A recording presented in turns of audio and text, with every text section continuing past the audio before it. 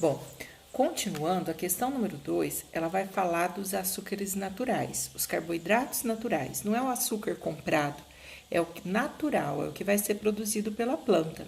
E a planta vai produzir como? Através do processo de fotossíntese. Então, de onde vem esse açúcar? De onde provém esse açúcar? Do processo de fotossíntese que é realizado pelos seres autótrofos, plantas e algas. A letra B, ela pergunta, né, se essa produção de açúcar acabasse, a vida seria extinta. Por que seria extinta? Porque todos dependem dos vegetais. A base da cadeia alimentar são vegetais, a base é o vegetal e do ecossistema aquático vai ser a alga, porque realizam fotossíntese, produzem o açúcar e esse açúcar é que fornece energia para eles sobreviverem e vai fornecer energia para quem se alimentar deles. Se eu tenho a cadeia alimentar, eu tenho milho, eu tenho a galinha e eu tenho o homem. Se o milho não realizar fotossíntese, ele não produziu o alimento dele, porque é ele que produz esse açúcar, essa glicose. Então, ele não vai sobreviver. A galinha que nesse caso está se alimentando só desse milho, ela vai morrer por falta de alimento, que é o alimento que fornece energia para o nosso corpo. Aí o homem que nesse exemplo está se alimentando só da galinha vai morrer também, porque não consegue o alimento, não tem a galinha, não tem o alimento, consequentemente não tem energia. Então, se acabar essa produção de energia, essa produção de açúcar, não temos então a produção de energia, consequentemente a vida vai ser extinta. A questão número 3, ela está falando sobre o lipídio e o carboidrato. Cada 1 grama de lipídio libera mais de energia contida na mesma quantidade de carboidrato. Quer dizer, 1 grama de lipídio libera muito mais energia, o dobro de energia do que a quantidade de carboidrato. Eu preciso de uma quantidade maior de carboidrato para obter a mesma energia. Aí pergunta, qual é a vantagem adaptativa de frutos e sementes estocarem lipídios? O lipídio fica no endosperma, que é uma parte da semente, que serve de reserva energética para o desenvolvimento do embrião. Tem a semente. Lá dentro da semente, não dá para fazer fotossíntese, porque precisa de folha. Né? O embriãozinho está dentro da semente, ele não vai produzir o alimento dele. Então, ele vai se alimentar do que está ao redor, que é esse lipídio que está ao redor. Ele vai se alimentar, aí vai crescer, vai romper a casca, vai começar a nascer a raiz, aquela experiência do feijão no algodão, que nós fazemos lá no começo dos nossos estudos.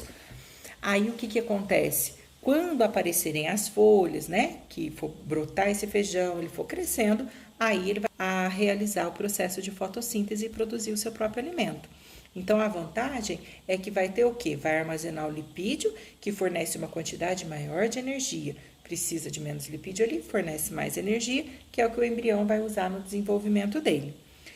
Na letra B, no caso dos animais, qual é o papel adaptativo do estoque de lipídio? Se você comparar com o carboidrato.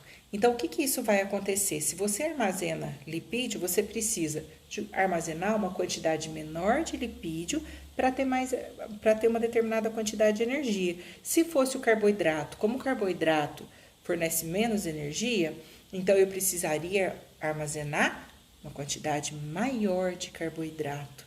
Então, imagina, você teria que carregar, vamos falar assim, entre aspas, mais peso. Então, a vantagem adaptativa é essa, é que o lipídio, você precisa estocar uma quantidade menor de lipídio comparado com o carboidrato. A questão número 4, ela fala sobre os lipídios também, vai falar de algumas propriedades dos lipídios, vai pedir uma propriedade física comum aos lipídios. Existem vários tipos de lipídios, né? Glicerídeos, óleos e gorduras. Cerídeos é a cera que fica em cima da folha da planta, aquela folha que brilha bastante, você joga a gotinha de água, ela corre de um lado, corre para o outro, sabe? Então, para essa cera que tem na folha, que tem no fruto, serve para impermeabilizar, para proteger a planta da desidratação. E tem os esteroides, né? Que aí vai entrar o bom colesterol, vai entrar nesse caso também o mau colesterol, o bom colesterol. A gente já fala dele. Então, nesse caso, o lipídio, uma propriedade dele, ele serve como um isolante elétrico, porque em volta do nosso neurônio tem a bainha de mielina. É uma camada de gordura que vai isolar o impulso nervoso. O impulso nervoso é igualzinho uma corrente elétrica passando dentro de um fio. O fio tem aquela camada protetora que vai isolar. Então, a bainha de mielina isola esse impulso para que passe essa corrente elétrica, para que passe essa informação pelo neurônio. Então, o lipídio, ele tem essa função de isolante elétrico.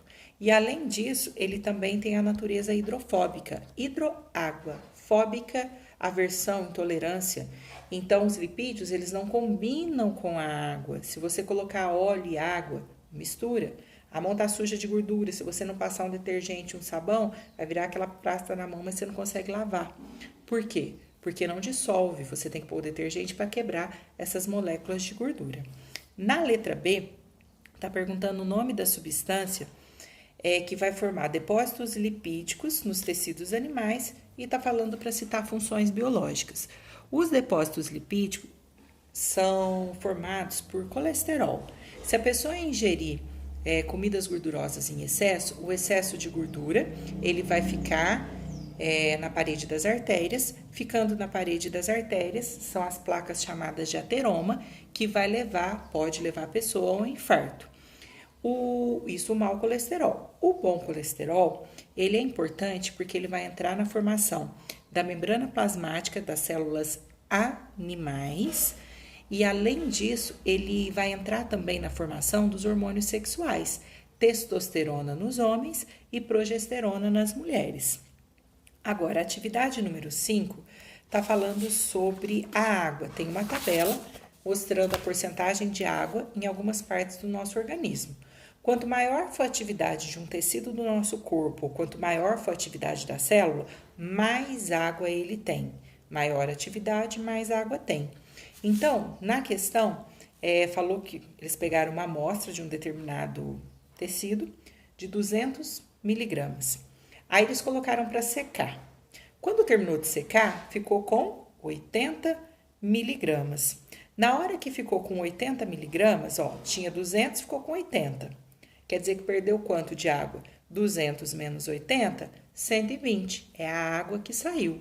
A minha tabela, ela deu a quantidade de água. Então, eu vou usar esse valor de água para poder calcular. Então, 200 é o total. 80 é o que sobrou, a hora que estava seco. 200 menos 80, 120. É o que perdeu de água. Aí, eu faço uma regrinha de 3 simples. Não sei se vai dar para ver aqui. Deixa eu ver se dá para ver aqui, ó. Acho que não dá, né? Aqui, eu coloquei 200 corresponde a 100%. O total corresponde a 100%. 120 que é a água, eu quero saber a porcentagem de água, que é o que saiu. 120 corresponde a X. Então, ficou 120 vezes 120 vezes 100 dividido por 200. Fazendo essa conta, deu 60%. Na hora que você olha na tabela, 60% é o tecido conjuntivo, que tem 60% de água. Então, eu tenho que achar a porcentagem de água que tinha nessa amostra para olhar na tabela. A porcentagem de água é o que saiu, é o 120. Ah, mas e o 80? 80 é o que sobrou, é o que está seco. Se sobrou 80, quer dizer que saiu quanto de água? 120. Então, 200 corresponde a 100%. 120, que é a água que eu quero achar, corresponde a quantos por cento? É o X. Faz a regrinha de 3, você chega a 60%, que é o tecido conjuntivo. Bom, até a próxima explicação. Fiquem com Deus.